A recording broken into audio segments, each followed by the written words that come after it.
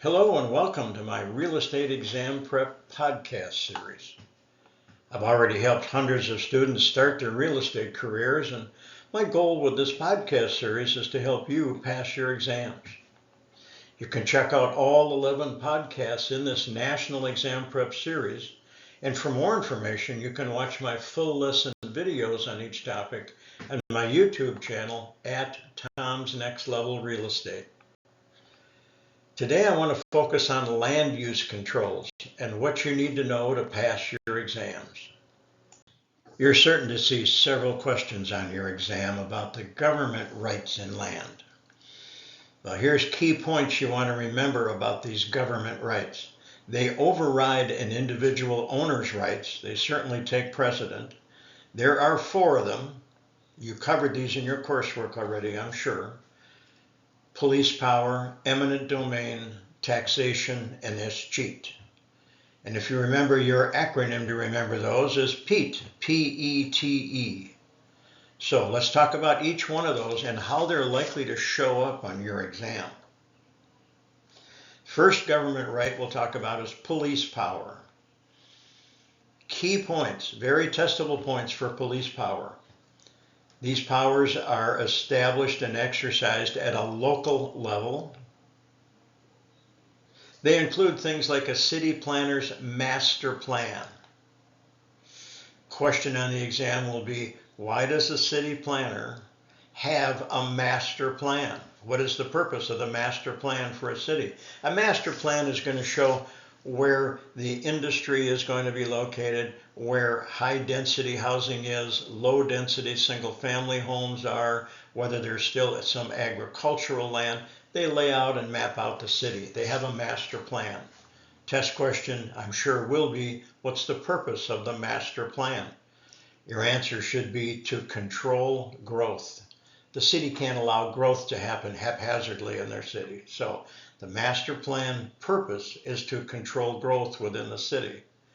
One of the ways they do that is to use zoning. Zoning laws determine the land use. Different areas of the city are zoned again for residential. Now it might be apartment buildings, which is high density residential, or single family homes, which would be low density residential, or agricultural use, things like that.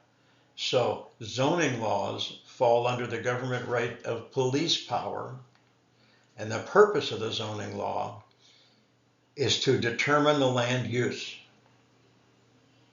Another item that falls under police power is building permits and building codes. Why does the city establish building codes? What's the purpose of those? That's likely to be a test question. Building codes are passed for public safety. In other words, if you're going to build a home or a business facility, you have to use a certain type of lumber. Electrical codes have to be met. Plumbing codes have to be met. All of those codes are designed to increase public safety, and every building code must be strictly followed. So one of the things you'll want to follow along with in the police power right is the cities will require building permits. So follow me on this. The city requires a builder, let's say a single family home, to get a building permit. Why does the city require the building permit? They want to make sure that the builder follows the building codes. And the city sends inspectors out at every different stage to make sure codes are followed.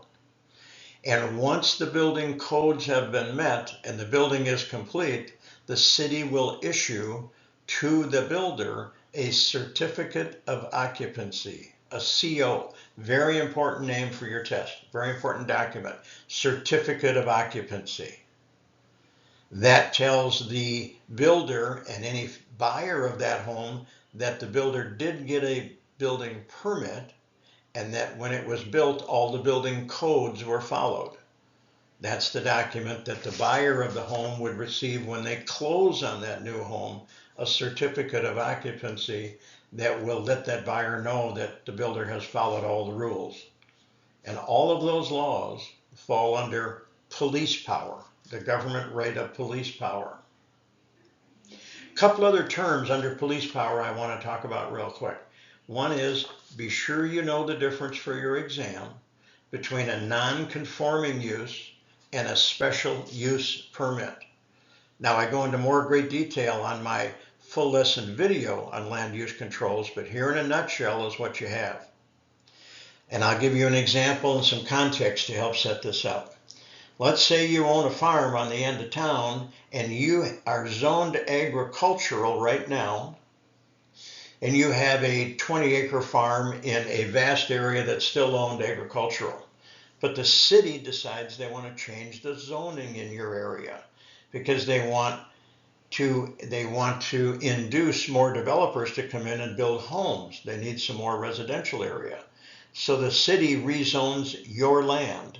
They rezone the land that your farm is on from agricultural to residential. Well, when they do that, overnight, what's happened? Overnight, you went to bed at night and your farm is zoned agricultural, and you wake up in the morning and the zoning has changed. Now your farm is sitting in a residentially zoned area. Do you have to sell your farm and go away and move somewhere else? The answer is no. No, the city changed the zoning around you. You can stay there and use it as a farm as long as you want. But the land you're on is residential land. You might be happy they changed the zoning because now you might be able to sell your farmland to a residential developer who can buy it because now they can build homes on it. When it was zoned agricultural, they couldn't build homes on it. So here's my point. The city changed the zoning around you. Your farm is now deemed to be a non-conforming use. Wasn't your fault, and you don't have to move. That's a non-conforming use. That's different than a special use permit. And you want to make this distinction for the exam. So let me give you a different example. Let's say my wife and I decide someday, soon, we'd like to open a daycare facility in our residentially zoned home. So we're in a single family home. The area is zoned residential, but we'd like to open a business. Well, most residential zoning areas prohibit businesses from operating in an area that's zoned residential. So I have to go down to the city and apply for a special use permit. I've got to apply to the city and say, would you allow us, would you give us a permit just for our property to open a daycare center? And if I make the case well enough and tell them that there are no daycares for miles and it will serve the community better and the public will like the fact there's more daycare opportunities, they might give me that special use permit. So that's, in a nutshell, my distinction between non-conforming use and a special use permit.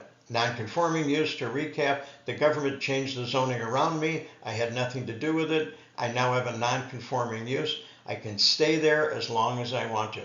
Actually, if I sell the property to somebody else, they may have to use it as residentially zoned property. But I can stay there because I have a non-conforming use in that farmland. But in my single family home, the city said, okay, we'll grant you a special use permit. Now that's a different deal. I wanted to do something different than the current zoning. So a big distinction between special use permit and non-conforming use permits. Make sure a non-conforming use. Make sure you understand that distinction for the test. So when you're questioned on a lot of these government rights in land, I want you to make sure that you understand which topics, which items fall under each government right. So far, we've only been talking about police power. One of my big study tips that will help you a lot is if you make word association lists. You'll see that in some of my videos also about a study help or a study aid. Write down your own word association list. For this topic today, land use, I would recommend that you write down headings for police power, eminent domain, taxation, and escheat, and then start to list words underneath that are related to that particular government right. Here's how your test questions are going to look. Under which government right do master plans, zoning laws, and building permits fall? Which government right is that under? Well, it's under the government right of police power. That's how they'll ask you those questions. They'll give you the topic and ask you which government right it falls under. Government's right of police power.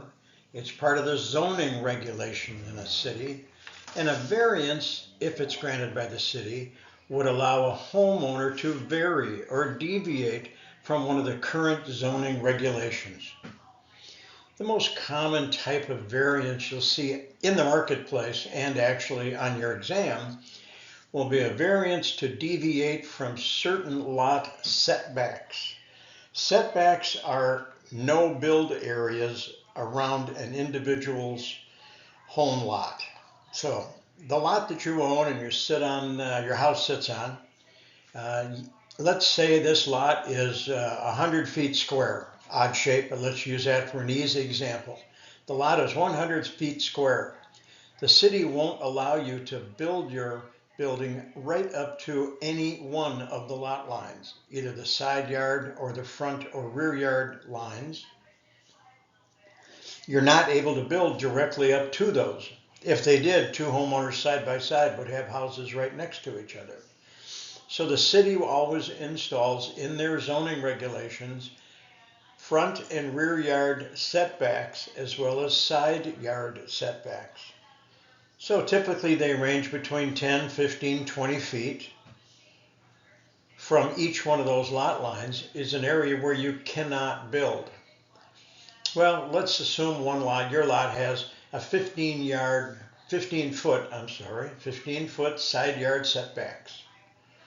That reduces the building width of your lot by 30 feet, 15 feet on each side.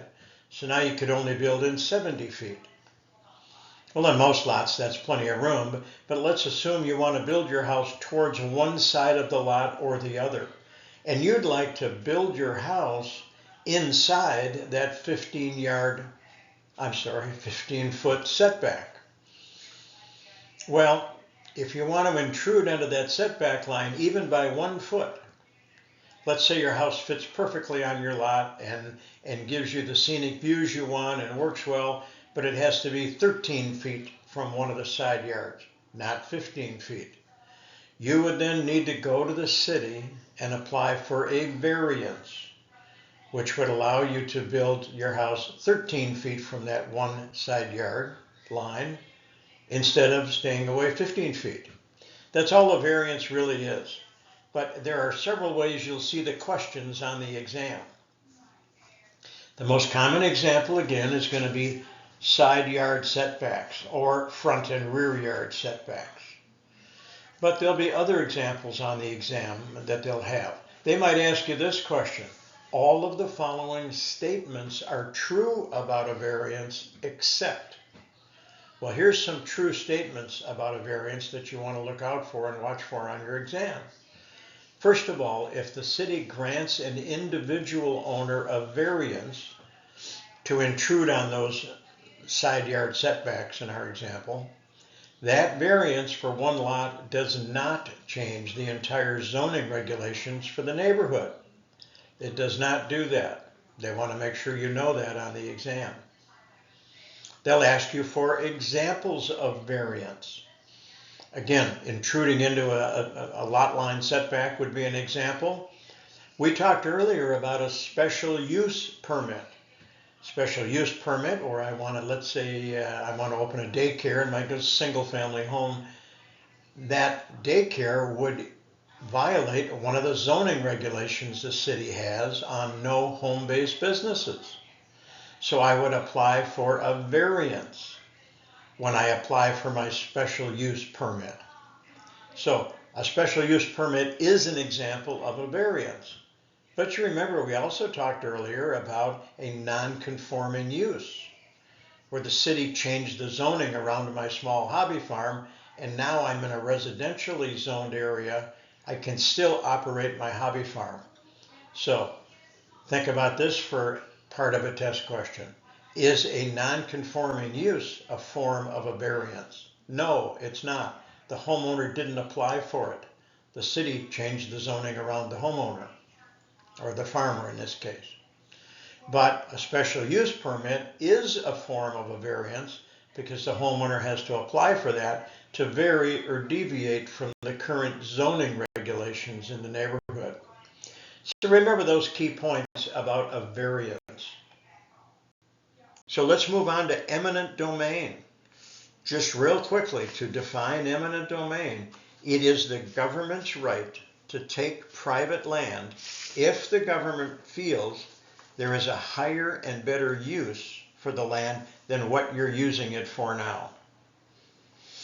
The best example I can give you is highway expansion. When cities want to widen the highways, they need to gather up all the land alongside the highway so they can take single-family homes in many cases or businesses and make more highway lanes in that area. So they have to acquire all that land.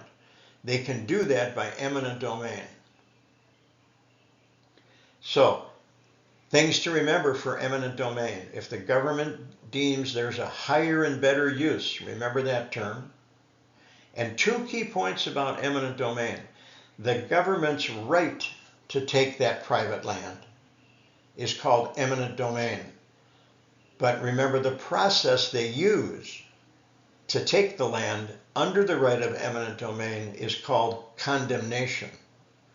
So remember that distinction. Condemnation is not the government right. Eminent domain is the government right. However, eminent domain is exercised through the process of condemnation. And certainly the government must compensate. They must compensate the landowner for the land. If you see lawsuits along the way, either in the newspaper, in the news or whatever, somebody's got an eminent domain lawsuit going, in almost all cases, the lawsuit is not challenging the government's right to take the land. The lawsuit is challenging the amount of compensation the government wants to give the landowner. So, and also remember, for eminent domain, it's an example of involuntary alienation. Now that term will come up in one of my other videos and podcasts, but I want to talk about involuntary alienation real quick. Let's just break it down. Alienation in real estate is any transfer of title from one owner to another. Involuntary alienation means that the landowner didn't want the title to transfer. So if somebody takes my property through eminent domain, if the government takes my property, they're going to get it. Title will transfer to the government. That's alienation. But because I didn't want them to, that's involuntary alienation. If I sell my house to you, that's alienation of my property. But did I want it to happen? Yeah, hopefully you paid me too much for my house, and I'm happy that you bought it. That's voluntary alienation. This is an example of involuntary alienation. You'll see those words combined in several other areas on your exam. So know the difference between involuntary and voluntary alienation. Our next government right is taxation. It is the T in Pete. Okay? What do you need to know for your example, state level and a federal level? So my test tip is, anytime you see in your coursework the level at which laws are passed is noted, in this case it's a local level for property taxes, that's likely going to turn into a test question that will go something like this. Property tax laws are set up at which level? And your choices will be, federal, state, local, or maybe galactic or universal, some fourth dopey choice. Well, property taxes are a local level. So anytime it's called out in your other coursework at which level those laws are passed, make note of it. They might turn that around and ask that as the test question. You should know that property tax liens have the highest priority of any other lien on your property. So if you don't pay your property taxes, they can put a lien on your property. And if you don't pay that property tax lien and your house goes into foreclosure, who gets paid first? The property taxes get paid first. It's the highest priority lien that you can have on your property. Property taxes are based on the assessed value of your property. Now remember, there's two values for your property. There's a market value and an assessed value. So if I have a house that's worth $100,000 market value, somebody might buy it for $100,000, but my local city assesses my property at 80% of market value, then the assessed value of my property is $80,000. So you'll probably see this test question. Tom's house has a market value of $100,000, but his city assesses properties at 80% of its market value. What value would be Tom's assessed value, and what value would Tom's property taxes be based on? Well, the answer would be $80,000, 80% of the market value. And additionally, just because you don't have enough vocabulary words to remember now for your exam in English, we always throw some Latin in there for the exam. So property taxes are ad valorem taxes. Ad valorem. It's a simple Latin term that means at value. But please remember which value? Assessed value, not market value. So property taxes are set at a local level. They have the highest priority. They're ad valorem taxes based on the assessed value. You'll also get a couple questions about special assessments on individual properties. Special assessments are assessed against individual properties that benefit from an improvement. The examples you often see on the exam are in better street lighting, repaving of a street and the curb and gutter, installation of sidewalks. If they repave the street in front of your house for a block or two, those properties that benefit directly from that improvement, those that border that improvement, will likely get a special assessment that'll have to be paid over time. So property taxes are different than special assessments, okay? You should know this also about special assessments. They have the second highest priority of any lien on your property. Second highest priority behind property taxes. And special assessments, if they're not paid, are enforced by a foreclosable lien. If you don't pay your special assessments, the city can foreclose on the lien they have and take your property. So they're enforced via an enforceable or a foreclosable lien. Now our fourth and last government right in land is called escheat. It's the last E in Pete. Escheat. I'll give you the full definition and then I'll break it down for you. Escheat is the government's reversionary right to take private land that has been either abandoned or the owner died intestate and with no heirs. Wow, that's a mouthful. Let's break that down. The government's reversionary right. Why is it a reversionary right? Well, in the beginning, the government owned all the land. And in our U.S. Constitution, it states that all land in the United States must be owned by somebody. Got to be owned by somebody. So that's the government's reversionary right. They used to own the land, and then they, through homesteading acts and all of that, over the years, the land passed from government hands into private hands. Over the years, private individuals owned it, sold it, bought it. But now the final owner dies. Intestate, which means there's no will.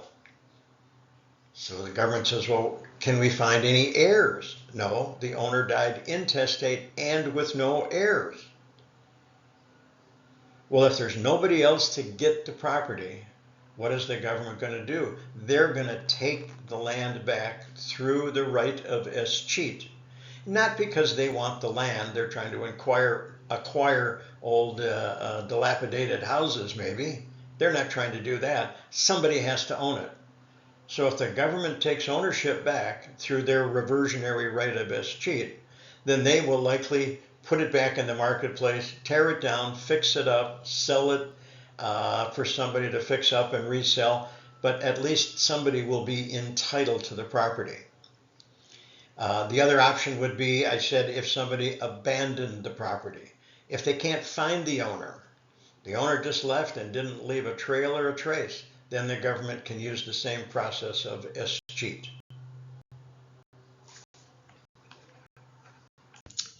Well, that's it for the 4 government controls in land. Now let's talk about private controls on land. And please make some word association lists here and some distinctions between government controls and private controls. Private controls are normally put on land through something called deed restrictions. These are deed restrictions. But they're not government controls, they're private controls. So who uses deed restrictions? Typically developers. That's what they'll ask you on the exam. Who typically would put deed restrictions on property? Well, it's going to be a developer. Typically they might buy a piece of land and they put a number of home lots on there and they sell the home lots. And they tell people, when you buy a lot in my development, you have some restrictions. Your home has to be a certain size. Your home has to be a certain color. If you put a fence up, it can only be a certain height. All of these deed restrictions would be put on the land by a developer. And they're all put there for one reason, and that's to maintain value in the neighborhood. Developers like to see value and continuity along their developments. So private controls are normally exercised through deed restrictions, and deed restrictions are typically put on by private developers. The reason for the deed restrictions is to maintain value in the property. The other place you see deed restrictions and private controls is with homeowners associations. Homeowners associations often use something called CC&Rs. CC&Rs. If you own a townhouse or a condo, you're familiar with those. That stands for covenants, conditions, and restrictions. Those are the documents buyers have to see before they actually sign off to purchase a condo or a townhouse. So there is a difference between covenants, conditions, and restrictions. And go back to your course material to study this in more detail, or check out my full lesson video on property ownership. But a covenant is a promise. A covenant is a promise to do something or not do something.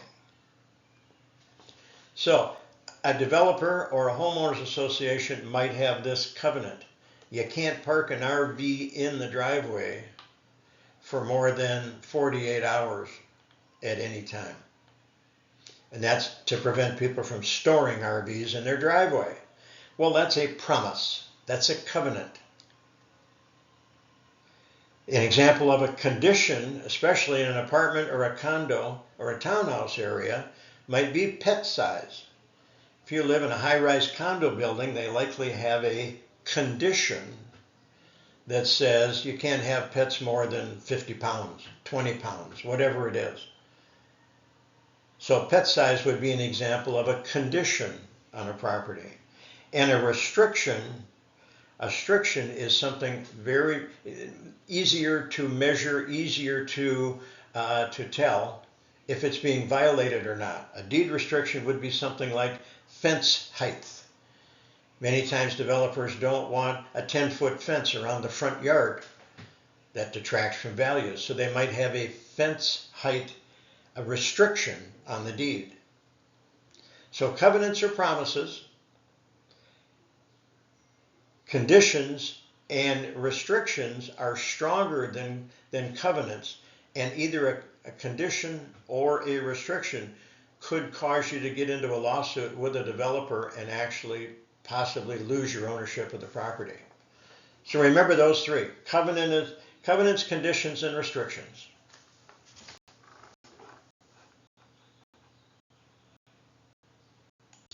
So just make sure you study the difference between private controls and government controls. A deed restriction is an example of a private control on land. So I want to thank you for listening to my podcast on land use controls. You can find more information at my YouTube channel at Tom's Next Level Real Estate. And I also plan to have all 10 test topics in podcast form, plus an additional podcast with some test insights and strategies for studying and taking the exam.